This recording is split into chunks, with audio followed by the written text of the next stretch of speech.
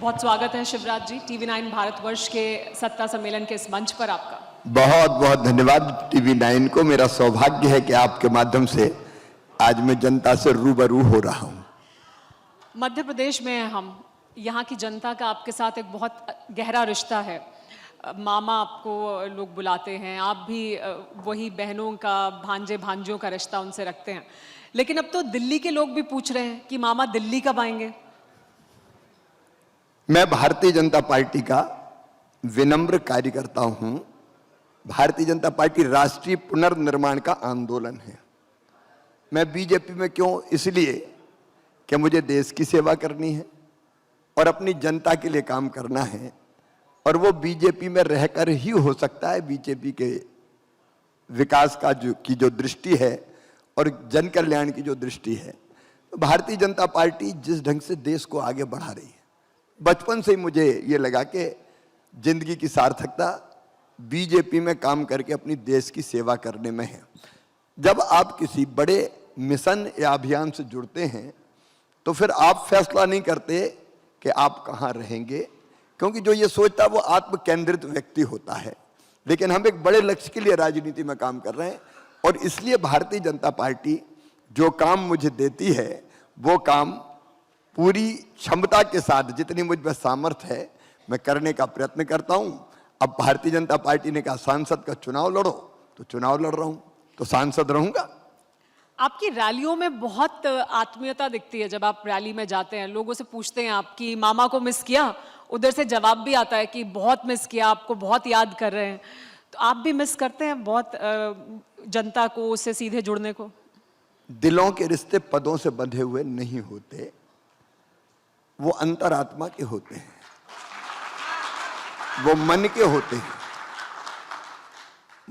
Bharatiya Janata party ने भी यही सिखाया है कि पूरा देश एक परिवार है, और हमारा भारत की जो संस्कृति और जीवन मूल्य और दर्शन है वो भी कहता है अयम निजम पराबेत्ति गणनालघु चेतसाम उदार चरिता नाम तू वसुदैव कुटुंबकम।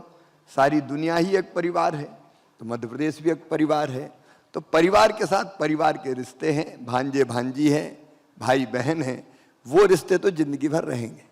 क्योंकि आप दिल्ली चले जाएंगे तो अभी वो इतना मिस कर रहे हैं। जब आप जाते हैं रैलियों में, पूछते हैं तो सब कहते हैं कि हम आपको बहुत याद करते हैं, बहुत मिस करते हैं। आप दिल्ली चले जाएंगे तो भांजे भांजी और मिस करेंगे आपको फिर। हम जनता से संवाद करते हैं। लोग कहते हैं बहुत याद आ रही थी, तो मैं भी कहता हूं कि मुझे भी आ रही थी, और फिर कई बार हम लोग हास परहास भी कर लेते हैं। इसलिए बातें निकलती है तो वो दूसरे संदर्भ में निकलती है। दिल्ली देश है हमारा पूरा, राजधानी दिल्ली है। काम जो मिले, अब सांसद के नाते भी देश की भी सेवा करेंगे, मध्य प्रदेश की जनता की भी सेवा करेंगे। क्योंकि आप जब जा रहे हैं, एक अलग तरह का कनेक्ट, जब मैं बात कर रही हूँ तो आपकी जो महिला वोटर हैं वो आपको छोटा छोटा कंट्रीब्यूशन भी दे रही हैं। वो बहुत बड़ा नहीं है, लेकिन वो उनका प्रेम दिखाता है आपके प्रति, आपका जो संबंध है उनके साथ। तो ये किस तरह से, क्योंकि आप जाते हैं तो लोग आपके साथ जुड़ रहे हैं उस तरह से। ये सचमुच में अभिभूत कर देने वाला है और मन को भावुक कर देने वाला है कि जब मैं अपने क्षेत्र में भी चुनाव प्रचार के लिए जाता हूँ तो गरीब से गरीब बहन भी 10 रुपया निकाल के देती कि भैया ये चुनाव के लिए। आज की राजनीति में ये बहुत दुर्लभ लगता है, और इसके कारण मेरे मन में भी ये संकल्प पैदा होता है। अगर मुझसे पूछें कि भगवान से तुम क्या मांगते हो, मैं माँ का उपासक हूँ, देवी माँ का, और मैं मैया से यही कहता हूँ कि विद्या नहीं चाहिए, बल नहीं चाहिए, धन नहीं चाहिए, स्वर्ग भी नहीं चाहिए, मुक्ति भी नहीं चाहिए, मरने के बाद फिर से इसी जनता के बीच पैदा करना मां, ताकि बार बार इसकी सेवा में करता रहूं। आपने अपने घर पर भी लिखवाया मामा का घर। अब आप दिल्ली चले जाएंगे तो वो दिल्ली के घर पे लिखा जाएगा मामा का घर। तो मामा सीएम मामा को कितना मिस करेंगे? ऐसा है कि मामा का कोई घर है ही नहीं, जो घर है वो जनता ही का है। तो मैं जहां रहूंगा वही मामा का घर, मतलब जनता का घर। जहां रहेंगे, इसका भाव यही है कि है तो केवल वो मेरे लिए नहीं है, मैं जहां रहता हूं वो लोगों के लिए है, जनता के लिए है। दिल्ली में भी जहां रहेंगे वो भी जनता के लिए रहेगा। क्योंकि आपने ये वादा भी किया था कि मैं यहीं रहूंगा, और यही काम करूंगा, इसी जनता की सेवा करूंगा। तो ये फैसला जब हुआ कि आप लोकसभा का चुनाव लड़ें और अब आप दिल्ली की तरफ बढ़ें, तो ये फैसला मुश्किल फैसला था? आप मेरी चुनाव परिणाम के बाद विधानसभा के पहली प्रेस कॉन्फ्रेंस देखिए। मैंने यही कहा था कि जहां भारतीय जनता पार्टी कहेगी मैं वहीं काम करूंगा। मैं भारतीय जनता पार्टी के प्रति, हमारे केंद्रीय नेतृत्व के प्रति अपना आभार प्रकट करता हूं। कितना दिया एक कार्यकर्ता के नाते भारतीय जनता पार्टी ने। मैं संगठन के लगभग सब पदों पर रहा, युवा मोर्चे के सब पदों पर रहा, राष्ट्रीय अध्यक्ष सहित। भारतीय जनता पार्टी में उपाध्यक्ष, महामंत्री, पार्लियामेंट्री बोर्ड का सदस्य से लेकर सभी संगठन के पदों पर रहा। 4-4 बार एक साधारण कार्यकर्ता को भारतीय जनता पार्टी ने मुख्यमंत्री बनाया, 6 बार विधायक बनाया, 5 बार सांसद बनाया, 6वीं बार अब बनाने वाली है। और क्या चाहिए तुम्हें? और क्या चाहिए? जो कुछ भारतीय जनता पार्टी ने दिया है वो सचमुच में अद्भुत है। और एक कार्यकर्ता का ऐसा सम्मान केवल बीजेपी में ही हो सकता है। कुछ नहीं चाहिए, कुछ नहीं चाहिए, ना कोई आकांक्षा है, ना कोई इच्छा है। मेरा तो ये विश्वास है कि प्रधानमंत्री नरेंद्र मोदी जी के नेतृत्व में भारत विश्व गुरु बनेगा। एक नरेंद्र ने कहा था, स्वामी विवेकानंद ने 100 साल पहले, सुदीर्घ रजनी समाप्त हुई जान पड़ती है, महानिशा का अंत निकट है। जो अंधे हैं वो देख नहीं सकते, जो बहरे हैं वो सुन नहीं सकते, लेकिन मैं स्पष्ट रूप से देख रहा हूं भारत माता एक बार फिर अंगड़ाई लेके खड़ी हो रही है और विश्व गुरु के पद पर आसीन हो रही है। जो स्वामी विवेकानंद जी ने कहा था वो श्री नरेंद्र मोदी जी के नेतृत्व में पूरा होगा। भारत दुनिया को दिशा देगा। और मैं सौभाग्यशाली हूं कि ऐसे नेतृत्व के साथ काम करने का, ऐसी पार्टी में काम करने का मुझे अवसर मिला। अपने देश की प्रगति और जनता के कल्याण के लिए गिलहरी की तरह अपना भी योगदान दे पाए। आपने कहा कि ये एक ऐसी पार्टी है जिसने आपको बहुत कुछ दिया। तमाम 4 बार आप मुख्यमंत्री रहे, सांसद रहे, विधायक रहे और अब एक बार फिर मैदान में हैं। मांग कर नहीं चाहिए या मामा को चाहिए ही नहीं? शिवराज सिंह चौहान को अब चाहिए नहीं? मैंने बताया कि नई विद्या ने बाहुबल ना खर्चन को दाम, कुछ नहीं चाहिए। जो काम पार्टी देगी, पार्टी कहेगी दरी बिछाओ तो सांसद दरी बिछाएंगे, वो कहेगी झंडा लगाओ तो झंडा लगाएंगे, वो कहेंगे संसद में बैठ जाओ तो संसद में बैठेंगे। जो भी पार्टी कहेगी वही करूंगा, क्योंकि पार्टी का काम करना मतलब देश का काम करना, उसी में मेरे जीवन की सार्थकता है। एक ये भी चर्चा है और ये बार बार कहा जा रहा है कि विदिशा के बाहर बहुत नहीं दिखाई दे रहे हैं शिवराज सिंह चौहान। इसकी क्या वजह है? आप बहुत विधानसभा के दौरान आपने बहुत प्रचार किया। अब तक मैं 12 लोकसभा क्षेत्रों में चुनाव प्रचार कर चुका हूं। अभी परसों ही आपने देखा होगा मैं रीवा में था, सतना में था, मैं राजगढ़ जा चुका, मैं मंडला जा चुका, मैं छिंदवाड़ा जा चुका, मैं बालाघाट जा चुका। कई सीटों पर चुनाव प्रचार कर चुका हूं। आज भी मेरे दौरा होशंगाबाद और राजगढ़ 2 लोकसभा क्षेत्रों में है। इसके बाद मुरैना जा रहा हूं, फिर ग्वालियर जा रहा हूं, फिर भिंड जा रहा हूं। मैं नहीं समझता कि परसेप्शन कैसे बन गया। हाँ, एक बात है कि जब मैं विदिशा से उम्मीदवार हूं तो मैं फिर ऐसा ईगो भी नहीं पालता कि मैं जाऊंगा ही नहीं। मौका मिलता है तो मैं अपनी जनता के बीच बीच, देखिए चुनाव है लोकतंत्र का महाउत्सव और जनता से मिलने का एक दुर्लभ अवसर। मैं तो जहां जनता मिलती है उस मौके को छोड़ते नहीं हूं। बच्चे मिलते हैं, मैं दोनों बाहें फैला के उनको अपने गले से लगाता हूं। बहनें मुझे स्नेह देती है, भाइयों से प्यार मिलता है। तो मैं तो जनता से मिलने का कोई भी अवसर नहीं चूकता और चुनाव का भी इसलिए उपयोग करता हूं। लेकिन ये तो कुछ थोड़ा बदल गया आपका स्टाइल, क्योंकि पहले आप ऐसा भी करते थे कि अब मैं आ गया, पर्चा भर दिया, अब आपकी जिम्मेदारी, आपको जिताना है चुनाव, अब मैं बाकी जगहों पर अपनी जिम्मेदारी निभाऊंगा।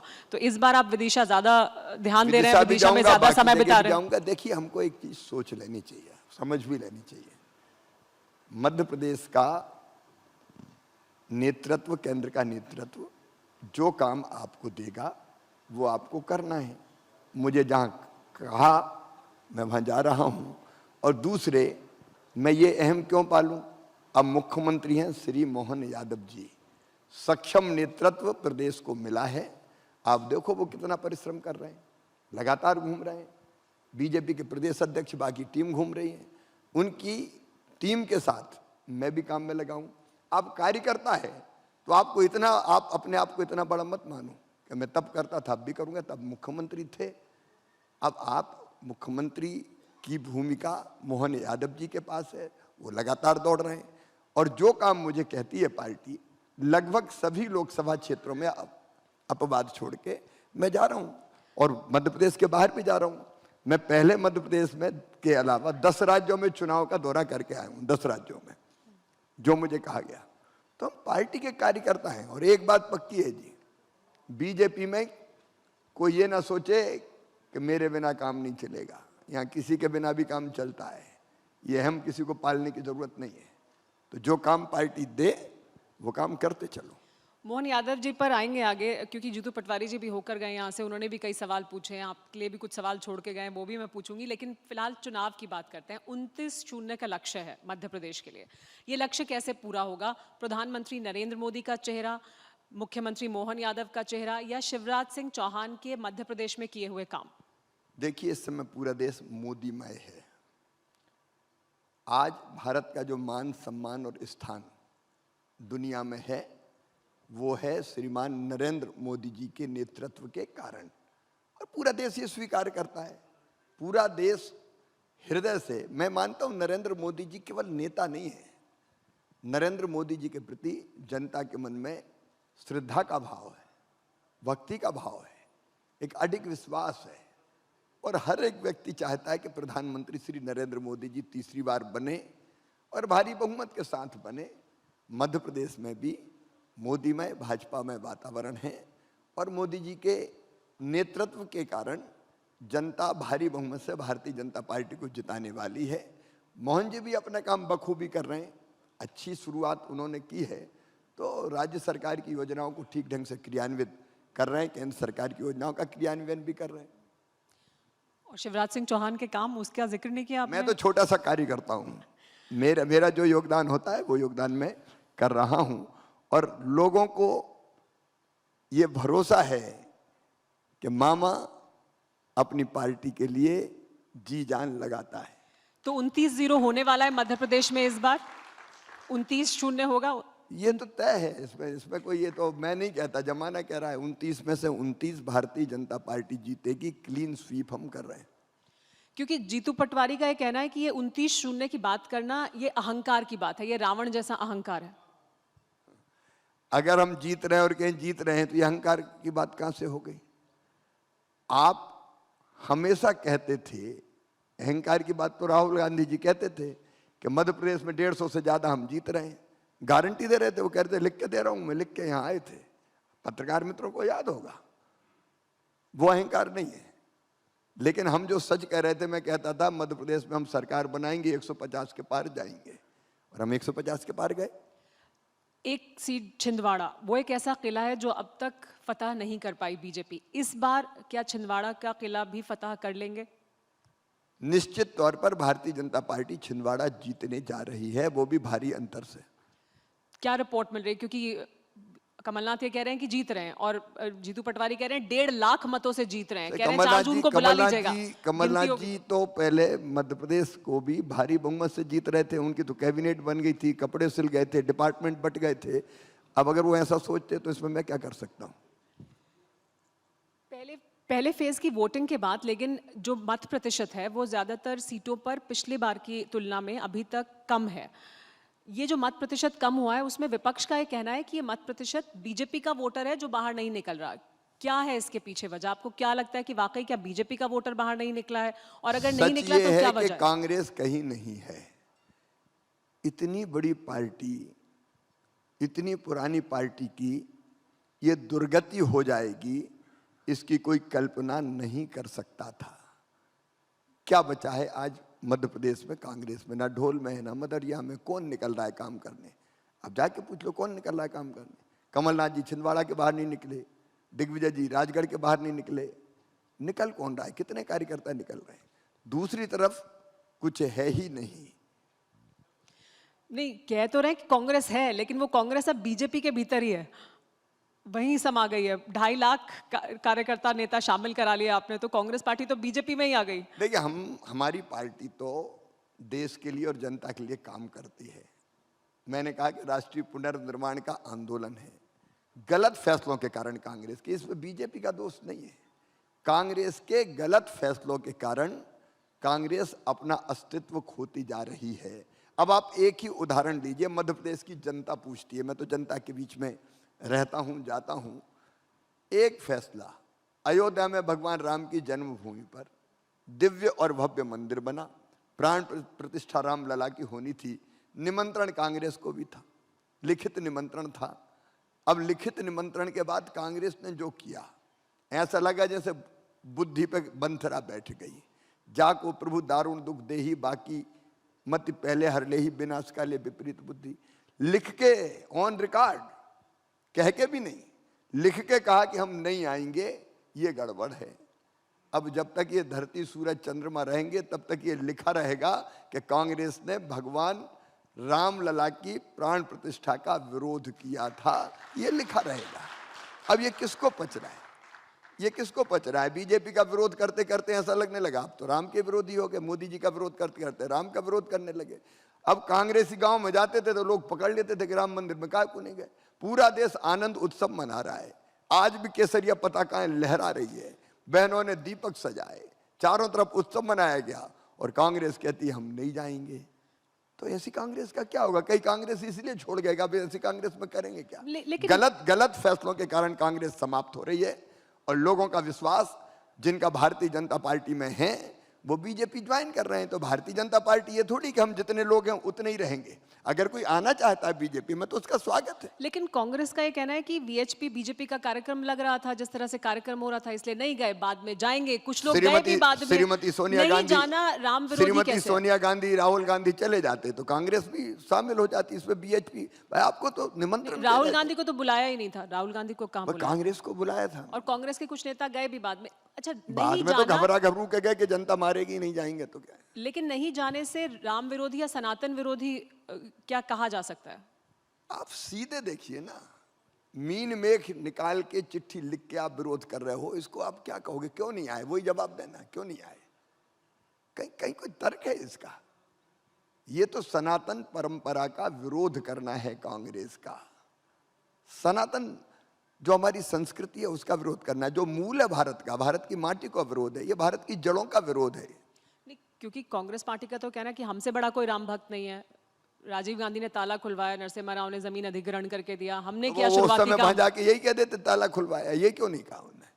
देखो वो भ्रमित हैं, उनको कुछ समझ में नहीं आ रहा कि इधर जाएं कि उधर जाएं, समझ ही नहीं। क्योंकि राहुल गांधी वामपंथियों के बंधक हैं, वो स्वतंत्र रूप से कुछ सोच ही नहीं पाते। कुछ ऐसे लोगों ने घेर लिया है उनको जिनका भारत के मूल विचार से कोई लेना देना ही नहीं है। इसलिए एक के बाद एक गलत फैसले हो रहे हैं, हमारी सनातन परंपरा के खिलाफ फैसले हो रहे हैं। अब उनके प्रवक्ता आज अगर नक्सली मारे जाते तो कहते हैं ये तो फर्जी एनकाउंटर था, वो तो शहीद हो गए। अब क्या कह रहे हो आप? आतंकवादियों को महिमा मंडित करते हो और आप ये सोचते हो कि देश आपका समर्थन करे। कांग्रेस के लोग कांग्रेस में, ऐसे लोग क्यों, ऐसे अच्छे लोग कांग्रेस में क्यों रहेंगे फिर? लेकिन क्या किसी भी विपक्षी नेता कार्यकर्ता, कांग्रेस पार्टी के नेता कार्यकर्ता के लिए बीजेपी के दरवाजे खुले हैं? फिर चाहे उस पर कोई आरोप हो, फिर चाहे वो दागी हो, सभी के लिए दरवाजे खुले हैं, कोई भी आएगा उसका स्वागत है। दो चीजें क्लियर है, भारतीय जनता पार्टी में विचार से प्रेरित होके जो आना चाहता है उसका स्वागत है, लेकिन दूसरी तरफ कानून अपना काम करता है। भारतीय जनता पार्टी उसमें बाधा नहीं बनती। मैं एक बात गर्व के साथ कहता हूं कि आजादी के बाद अनेकों मामले ऐसे आए कि जिनमें लगा के जो सत्ता में रहे उनने गड़बड़ें की, लेकिन कभी किसी के खिलाफ कार्रवाई होगी जनता ये मानती नहीं थी। लेकिन अब अगर किसी ने गलत किया तो उसके खिलाफ कार्रवाई भी होती है, ये सिद्ध हुआ है। नहीं, लेकिन अगर कोई आए जिसके खिलाफ जांच चल रही है, जिस पर आरोप हैं, दागी हैं, उनके लिए दरवाजे खुले, उनका भी स्वागत होगा, क्योंकि वो कानून अपना काम करता है, उसमें बीजेपी कोई इंटरफेयर नहीं करती। लेकिन जो आए उनमें से कुछ फिर वापस चले गए। छिंदवाड़ा के मेयर आए और वापस चले गए और कहा कि देखिए दबाव था हमारे ऊपर तो इसलिए हम वहाँ चले गए थे, अब हम वापस आ गए हैं। तो ये शामिल तो कराया जा रहा है, फिर वापसी भी कोई तो हो इक्का रही है। इक्का दुक्का ऐसे उदाहरण अपवाद हो सकते हैं, बाकी तो जो आए वो आए, काम कर रहे हैं। क्योंकि जांच होती तो है, लेकिन विपक्ष का आरोप यह है कि जांच धीमी हो जाती है या बैक बर्नर पर चली जाती है, उस तेजी से नहीं चलती। विपक्ष के पास सिवाय रोने के कुछ बचा नहीं है। आप इंडी गठबंधन की हालत देखिए क्या है। ये कोई गठबंधन है क्या? इनके विचार एक हैं क्या? इनकी दृष्टि एक है क्या? इनकी दिशा एक है क्या? इनका नेतृत्व एक है? इनमें कौन सी एकता है? टीएमसी की ममता बनर्जी क्या कहती हैं, तेजस्वी क्या बोलते हैं, राहुल बाबा क्या कहते हैं? ऐसा विपक्ष केवल घबरा के अपने अस्तित्व को थोड़ा बहुत बनाए रखें और जांचों से अपने आप को, भ्रष्टाचार के खिलाफ जो कार्रवाइयां चल रही है, हो सकता है हम सब इकट्ठे रहें तो थोड़ा बहुत इतनी सीटें लाने की कोशिश करें, लेकिन कहाँ इनमें सामंजस्य है, कहाँ इनमें एकता है? ऐसा विपक्षी गठबंधन परिवारवाद से प्रेरित, भ्रष्टाचार में आकंठ डूबा हुआ, ये जनता के बीच में कभी अपनी विश्वसनीयता पैदा ही नहीं कर सकता। कहाँ है विपक्ष? क्योंकि जिस तेजी से समन अरविंद केजरीवाल को या तेजस्वी यादव को पहुंचते हैं, उतनी तेजी से अब अजीत पवार के पास नहीं पहुंच रहे समन, थोड़ा धीमी हो गई है गति। सीधे कानून अपना काम करता है, उसमें ना तो बीजेपी ना केंद्र सरकार किसी का कोई हस्तक्षेप नहीं होता। मध्य प्रदेश के चुनावी मुद्दों की अगर बात करें तो यहाँ पर आमतौर पर जो मुद्दे सुनाई दे रहे हैं वो राम मंदिर, यूसीसी, धारा 370, ये मुद्दे सुनाई दे रहे हैं। मध्य प्रदेश के मुद्दों का क्या हुआ? वो तो उस तरह से प्रमुखता से नहीं सुनाई दे रहे हैं, तो वो मुद्दे अहमियत नहीं रखते, वो क्यों किनारे हैं? कोई मुद्दा किनारे नहीं है। मध्य प्रदेश में भी राज्य का चुनाव हुआ हो या केंद्र का चुनाव हुआ हो, विकास मुद्दा है, जनता का कल्याण मुद्दा है। आज मध्य प्रदेश में चारों तरफ कहीं आप चले जाओ, हर तरफ विकास के चिन्ह दिखाई देते हैं। आप जनता से सीधे भीड़ में हम पूछते हैं विकास कौन ने किया, लोगों को पता है बीजेपी ने। गरीब कल्याण कौन कर रहा है? अब यह अलग बात है कि राहुल बाबा को गरीबों का कल्याण क्या होता है यही पता नहीं है, लेकिन गरीब कल्याण का मामला हो, किसानों के कल्याण का मामला हो, महिला सशक्तिकरण का मामला हो, ये सब मुद्दे और ये ठोस काम भारतीय जनता पार्टी ने किए। क्योंकि 29-0 का जो लक्ष्य है उसमें कौन से अहम मुद्दे हैं जो काम कर रहे हैं, जो बीजेपी को वो सफलता दिलाएंगे? क्या लाडली बहना योजना अगर मैं केवल भी अहम मुद्दा है वो? क्योंकि केवल एक बात अगर मैं कहूं कि लोग अंतरात्मा से चाहते हैं कि भारत के प्रधानमंत्री तीसरी बार श्रीमान नरेंद्र मोदी जी हों, ताकि एक वैभवशाली, गौरवशाली, संपन्न, समृद्ध और शक्तिशाली भारत के निर्माण का सपना, संकल्प पूरा हो सके। एक मुद्दा है, उसमें सब मुद्दे इसलिए समाहित है कि उनको पता है कि विकास की जो रफ्तार बढ़ी है नरेंद्र मोदी जी के नेतृत्व के कारण, जनता के कल्याण के काम हुए हैं नरेंद्र मोदी जी के सोच और नेतृत्व के कारण। मुद्दा एक है। लाडली बहना योजना विधानसभा में गेम चेंजर हुई, जो कांटे थे राह में वो कांटे बहनों ने निकाल के बाहर फेंक दिए, तो क्या वो लोकसभा में भी गेम चेंजर है लाडली बहना योजना? प्रधानमंत्री जी ने तो कहा है लखपति दीदी, ये महिला सशक्तिकरण का सबसे बड़ा उदाहरण है। लाडली बहना अब लखपति दीदी बनेगी। क्यों बहनों की आंखों में आंसू रहे? क्यों बेबसी की जिंदगी जिए? उनको भी जीने और मुस्कुराने का अधिकार है, चाहे लाडली लक्ष्मी हो, चाहे 50% रिजर्वेशन स्थानीय निकाय के चुनाव में हो, चाहे हमारी कन्या विवाह की योजना हो, चाहे संबल योजना हो, चाहे लाडली बहना हो और जब लखपति दीदी हो। ये महिला सशक्तिकरण का ऐसा उदाहरण है कि जिसने बहनों की जिंदगी बदली है। लेकिन प्रधानमंत्री नरेंद्र मोदी ने रैली में कहा कि BD Sharma ji game changer साबित हुए, उन्होंने गेम चेंज कर दिया। दुबले पतले दिखते हैं लेकिन जीत का श्रेय उन्हें दे दिया उन्होंने। नहीं, बिल्कुल सही कहा। भारतीय जनता पार्टी में सरकार से भी ज्यादा काम करने वाला कोई होता तो संगठन का कार्यकर्ता होता है। बीडी शर्मा जी के नेतृत्व में हमारे बूथ के कार्यकर्ताओं ने, हमारे जिले के कार्यकर्ताओं ने, मंडल के कार्यकर्ताओं ने जबरदस्त मेहनत की। मैं भी बीडी शर्मा जी का अभिनंदन करता हूं, उनको बधाइयां देता हूं। बहुत अच्छा संगठन हमारा काम कर रहा है। सरकार की योजनाएं और संगठन का उन योजनाओं को धरती पर, जमीन पर ले जाना, ये दोनों चीज जब एक साथ होती है तब बड़ी विजय प्राप्त होती है। लेकिन जो गारंटी दी गई थी, 5 गारंटियां दी थी, जीतू पटवारी अभी कुछ समय पहले आए, उन्होंने कहा चुनौती देकर कि आप शिवराज जी से सवाल जरूर पूछिएगा कि 5 गारंटी थी, मैं चुनौती देता हूं कि वो गारंटी पूरी नहीं हुई है। और वो तो आपके चेहरे पर लोगों ने भरोसा किया था विधानसभा में, वो गारंटी थी 5 गारंटियां, जिसमें लाडली बहना का जो धनराशि थी वो बढ़ाने की भी जो वादा था वो आपका उसमें शामिल था, वो पूरा नहीं हुआ है अभी तक। तो क्या जीतू पटवारी मुझसे पूछने वाले क्यों होते हैं और मैं उनके सवाल का क्यों जवाब दूं? मैं इसलिए थोड़ी आया हूँ टीवी इनमें कि कोई जीतू पटवारी के सवाल का जीतू जी के बारे में मैं कुछ कहूंगा नहीं। जनता ही उनको गंभीरता से नहीं लेते। कांग्रेस में कोई उनकी नहीं सुन रहा है। कांग्रेस पार्टी के वरिष्ठ नेता ही भग लेते हैं उनको देख के, तो उनके सवालों का मैं क्यों जवाब दूं? लेकिन हम लाडली जवाब बहना दें, का क्या हुआ, हम वो तो बता जवाब दीजिए। दें अपनी जनता के प्रति, कोई जीतू के लिए जवाबदेह थोड़ी है। लेकिन जनता भी पूछ रही है, ये तो लाडली बहना की धनराशि बढ़ाने हमारे वाला वादा था, मुख्यमंत्री ये तो बड़ा वादा था। हमारे मुख्यमंत्री श्रीमान मोहन यादव जी ने कहा है एक एक वचन पूरा करेंगे। और एक भी, पहले तो यही कहते थे बंद हो जाएगी बंद हो जाएगी बंद हो जाएगी। कौन सी योजना बंद हुई? सारी योजनाएं चालू है, सारी योजना चालू है। आगे और जो कहा है वो पूरा करेंगे।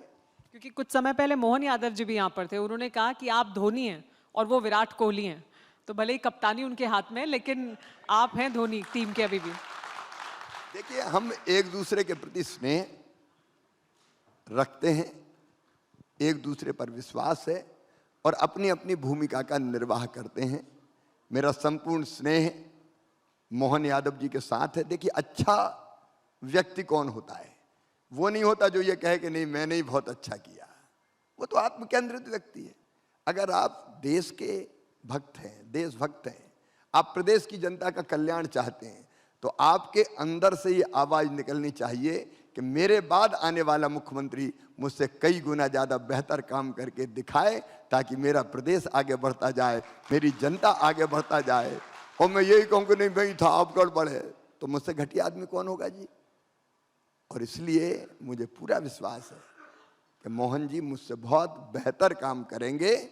मेरी शुभकामनाएं भी, मेरा स्नेह भी और मेरा सहयोग भी, सब कुछ मोहन यादव जी के साथ।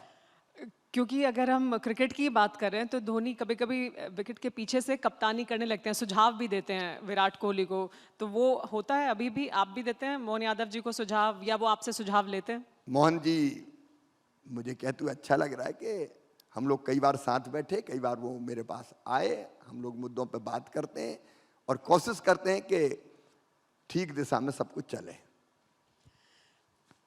कमलनाथ जी से भी आपके अच्छे संबंध हैं और कमलनाथ जी को लेकर भी बहुत चर्चा हुई कि ऑपरेशन लोटस के साथ साथ ऑपरेशन कमल भी संबंध चल मेरे रहा है। कमलनाथ जी से बहुत अच्छे हैं, लेकिन 1.25 साल से ज्यादा मैंने मुख्यमंत्री नहीं रहने दिया उन्हें।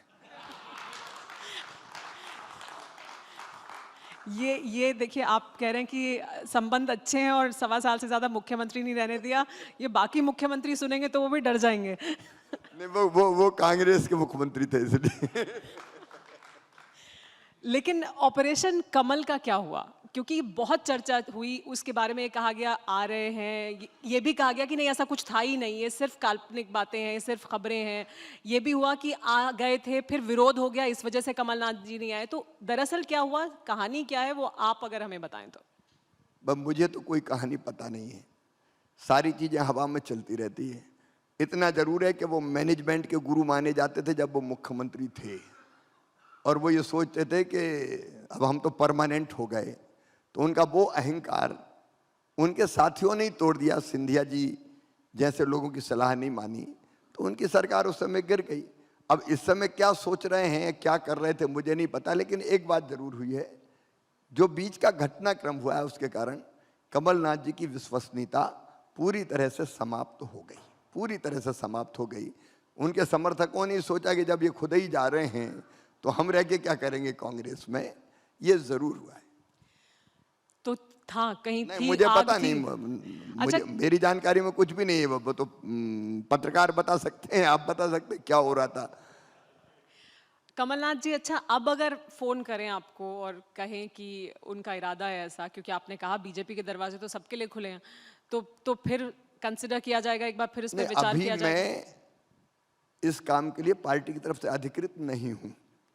तो जो पार्टी की तरफ से अधिकृत होते हैं, प्रदेश अध्यक्ष, राष्ट्रीय अध्यक्ष, वो इस पे विचार करेंगे। देखो, हम लोग ऐसे कार्यकर्ता हैं कि जिसकी तरफ जो काम होता है वो ही करते हैं।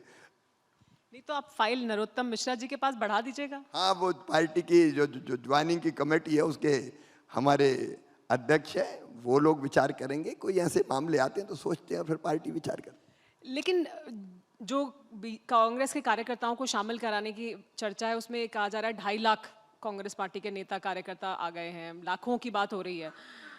कांग्रेस पार्टी ये कह रही है 2,500 भी नहीं गए। जीतू पटवारी संख्या भी बता रहे थे 336 हैं, वो कह रहे हैं मुझे 2,500 की भी अगर आप पर्ची दिखा दें तो मैं मान जाऊं कोई नहीं गया है। और आप जो नेता को लेकर आए हैं उससे भी जमीन पर कोई फर्क नहीं पड़ेगा क्योंकि वोटर नहीं शिफ्ट हुआ है। तो क्या ये सिर्फ परसेप्शन के लिए है कि हमने शामिल करा मैं लिया इस चक्कर में काय को पढ़ूं कि कितने आए कि कितने नहीं आए? मुझे क्या लेना देना है इससे? मैं अपना काम कर रहा हूँ। जीतू गिनते रहेंगे 336 गए हैं कि 2 लाख गए, ये काम उनका है। जिनके यहाँ से जा रहे हैं, हमारे पास तो आ रहे हैं, आने दो। वो तो ये कह रहे हैं ना कि हमने जिनको निकाल दिया, जिनको सत्ता के करीब रहना था वो जा रहे हैं और इनसे वोटर नहीं जाएगा। ये सिर्फ परसेप्शन है, माहौल बनाने के लिए है कि देखिए कितने लोग आ रहे हैं, इससे फर्क कुछ नहीं पड़ेगा। मन को बहलाने को गालिब ख्याल अच्छा है। सब कुछ लुट जाए इसके बाद भी क्या सुतुर मर गए? कौन जो मुंडी नीचे रेत में गड़ा के बैठ जाता है कि अब इसके कारण मेरा कोई नुकसान नहीं होगा? अब ऐसे सुतुर मुर्गी बनना है तो बनते रहे, हमें क्या लेने देना, रहे खुशफहमी में। सीएए को बीजेपी कहती है कि बड़ी उपलब्धि है। पी चिदम्बरम का कहना है कि अगर हम सत्ता में आए तो सबसे पहले सीएए को ही खत्म कर देंगे। ये तो धारा 370 भी खत्म कर देंगे, 3 तलाक भी खत्म कर देंगे, सीए भी खत्म कर देंगे। ये करेंगे क्या? इसलिए तो ये सत्ता के बाहर गए, और क्या है। प्रधानमंत्री नरेंद्र मोदी का कहना है कि 10 साल जो अभी काम किया हमने वो सिर्फ ट्रेलर है, अभी पिक्चर बाकी है। जब हम तीसरे कार्यकाल में आएंगे तो हम बहुत बड़े बड़े फैसले लेंगे। तो ये बड़े फैसले कौन से हैं? वो कौन सी पिक्चर है जो बाकी है? क्या वो यूसीसी है? अगर एक ही शब्द में कहा जाए तो विकसित भारत ये हमारा संकल्प है। और विकसित भारत जो शब्द है उसमें सब कुछ आ जाता है। भौतिक विकास, सांस्कृतिक विकास, कई मुद्दों पर दुनिया का, पर्यावरण जैसे मुद्दे। प्रधानमंत्री जी कितनी दूर की सोचते हैं, आप कल्पना कीजिए। वो 5 साल के बाद के भारत की बात नहीं कर रहे हैं। 2047 तक भारत कहाँ पहुंचेगा उसका रोड मैप बना के बैठे हैं। ऐसे दूरदर्शी नेतृत्व को मैं प्रणाम करता हूं। कब किसने सोचा है? केवल चुनाव की सोचते थे लोग। 2070 तक नेट जीरो का टारगेट प्राप्त कर लेंगे। पर्यावरण की दृष्टि से धरती को बचाने के लिए ये नरेंद्र मोदी सोचते हैं। और इसलिए विकसित भारत का संपूर्ण रोड मैप हमने अपने संकल्प पत्र में दिया हुआ है। हम उस पर चलेंगे। अभी तो और बड़े काम होने हैं देश के लिए। लेकिन घोषणा पत्र में एनआरसी नहीं है, वो क्यों? जो कुछ संकल्प पत्र में है वो है, जो है वो हम पूरा करेंगे। 400 पार का जो गणित है उसके बारे में बार बार चर्चा होती है कि 400 पार का नारा तो है, लेकिन ये हासिल कैसे होगा, इसका गणित क्या है, ये इस पर तमाम तरह के सवाल उठते हैं। उत्तर भारत में बीजेपी पहले ही मैक्सिमम पर मौजूद है, कुछ और बढ़ जाएगी। दक्षिण भारत में ये कहा जा रहा है कि वोट प्रतिशत बढ़ सकता है, लेकिन उस संख्या में सीटें नहीं बढ़ेंगी जैसे कि उम्मीद की जा रही है। तो ये 400 पार का गणित क्या है, आप ही समझा दीजिए। अरे हम क्या खड़गे साहब ही नारा लगा रहे हैं 400 पार, 400 पार, 400 पार? क्योंकि वो परिस्थितियां देख रहे हैं, अपोजिशन कहाँ है। मैंने फिर कहा कि प्रधानमंत्री जी का जो नेतृत्व है उसको जनता भक्ति के भाव से देखती है। और जो काम हो रहे हैं, अब मैं एक एक काम गिनाऊंगा तो घंटों लग सकते हैं। उनके कारण लोग मोदी जी को प्रधानमंत्री देखना चाहते हैं। भारतीय जनता पार्टी की फिर से सरकार की वापसी चाहते हैं। मैं दक्षिण के सब राज्यों में दौरा करके आया। मैं तमिलनाडु गया, मैं कर्नाटक गया, मैं आंध्र गया, मैं केरल गया, मैं तेलंगाना गया। हर जगह मैंने देखा मोदी जी का जो सामान्य भाषा में क्रेज कहते हैं उसको, लेकिन उनके प्रति जो श्रद्धा और विश्वास है वो अद्भुत और अभूतपूर्व है। और उसी को देखते हुए, और हम नहीं कह रहे, निष्पक्ष विश्लेषक कह रहे हैं, आने वाले सर्वे के जो रिजल्ट्स है वो बता रहे हैं कि भारतीय जनता पार्टी 370 के पार जाएगी और एनडीए 400 क्रॉस करेगा।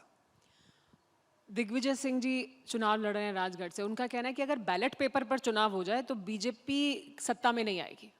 हारने की पूर्व भूमिका तैयार कर रहे हैं। अभी से कहते रहेंगे बैलेट पेपर, ईवीएम ईवीएम, उस समय तुरंत एक ही बयान तो देना, हमने तो कहा था ईवीएम, उसके कारण हार गए। बड़े चतुर हैं वो, उनको पता है परिणाम पहले से, तो पहले से ही कारण बुंदो। क्योंकि वो तो विधानसभा का नतीजा भी मानने को राजी नहीं है। वो इनका कहना है कि अगर विधानसभा भी बैलेट पेपर से होता तो भी हम जीत जाते, वो तो उसको भी नहीं मान रहे हैं। भोपाल में वो बता दें उत्तर भोपाल क्यों जीते, सबके सब हम जीत लेते जी। हमारी सरकार कर्नाटक में क्यों नहीं बनी, हमारी सरकार हिमाचल में क्यों नहीं बनी।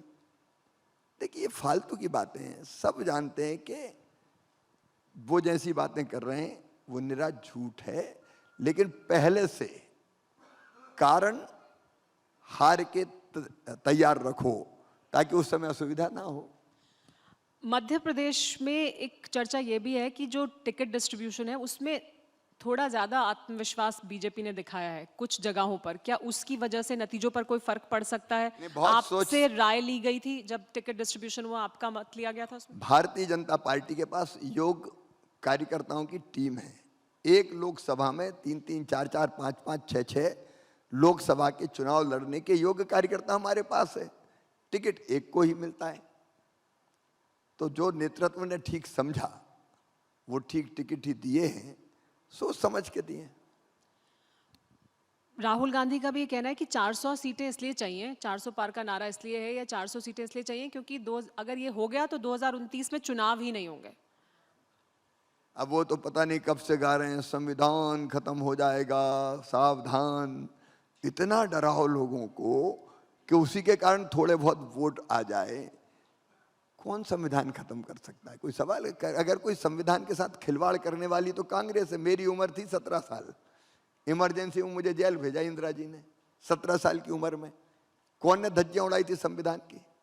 कौन ने गला घोंटा था संविधान का? आपातकाल कौन ने लगाया था? और केवल हम जेल नहीं गए, हबीबगंज थाना यहाँ का, जब अब रानी कमलापति के नाम से हबीबगंज रेलवे स्टेशन का नाम हो गया है, इतनी मेरी पिटाई हुई कि जितने भी जोड़ थे उनमें लठ मारे थे पुलिस ने, और कहा था बताओ ये पर्चे कहाँ से मिलते थे तुम्हें। मासूम बच्चों को पीटने वाली कांग्रेस, आपातकाल लगाने वाली कांग्रेस, कई परिवारों को तबाह करने वाली कांग्रेस आज संविधान के बारे में बात करती है। इनको तो हक ही नहीं है संविधान के बारे में बात करने की। लेकिन जब ये कहा जा रहा है कि संविधान खतरे में, जो दिग्विजय सिंह भी कहते हैं, राहुल गांधी भी कहते हैं, वो कहते हैं कि यहाँ जो, जी एक सवाल और फिर और खत्म।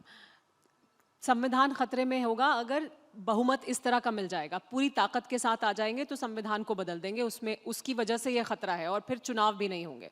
तो क्या ताकत के साथ आएंगे तो फिर और ज्यादा जो पिक्चर जिसकी बात कर रहे हैं पिक्चर बाकी है, तो फिर इस तरह के बदलाव देखने को मिलेंगे? देखिए पिक्चर बाकी का मतलब है देश का संपूर्ण विकास, और भारत केवल भारत के लिए नहीं है, भारत विश्व के कल्याण के लिए भी है, मेरा अपना मानना है। देखिए हमारा जो सिद्धांत है, आत्मवत् सर्वभूतेषु, जियो और जीने दो, प्राणियों में सद्भावना हो, विश्व का कल्याण हो, या सर्वे भवन्तु सुखिनः सर्वे सन्तु निरामया सर्वे भद्राणि पश्यन्तु माँ कश्चित् दुर्भाग् भवेत्, सब सुखी हो, सब निरोग हो, सबका मंगल हो, सबका कल्याण हो। भारत एक ही चेतना सब में देखता है, और इसलिए भारत केवल भारत के लिए नहीं है। भारत का तो विकास हो गई, भौतिक भी होगा, नैतिक भी होगा, आध्यात्मिक भी होगा, सांस्कृतिक भी होगा, लेकिन भारत विश्व का कल्याण भी करेगा। उस भूमिका में भारत आया है, तो अभी तो ये बड़ी भूमिका का निर्वाह करना है।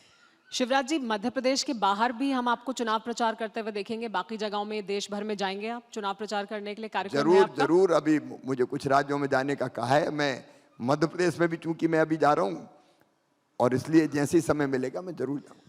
एक आखिरी सवाल ये कि मध्य प्रदेश में इतने लंबे समय तक आप 4 बार मुख्यमंत्री रहे हैं, मध्य प्रदेश में इतने लंबे समय तक काम करने के बाद ये कहा जाता है कि रोज अभी भी जब चुनाव हो रहा है तो रोजगार एक बड़ा मुद्दा है, बेरोजगारी एक बड़ा मुद्दा है। अभी भी भले ही आप धनराशि, जो युवा हैं उन्हें रोजगारी भत्ता देने की बात करें, या महिलाओं को लाडली लक्ष्मी योजना के तहत पैसे देने की बात करें, तो ये फ्रीबीज ही हैं जो दी जा रही हैं, लेकिन रोजगार उस तरह से जनरेट नहीं हुआ। तो क्या वहाँ लैकिंग है और उस पर काम करने की जरूरत है? बहुत काम हुआ है रोजगार के मुद्दों पर। नरेंद्र मोदी जी ने प्रधानमंत्री रहते हुए हर महीने नियुक्ति पत्र दिए। मध्य प्रदेश में जब मैं मुख्यमंत्री था मैं भी नियुक्ति पत्र देता था।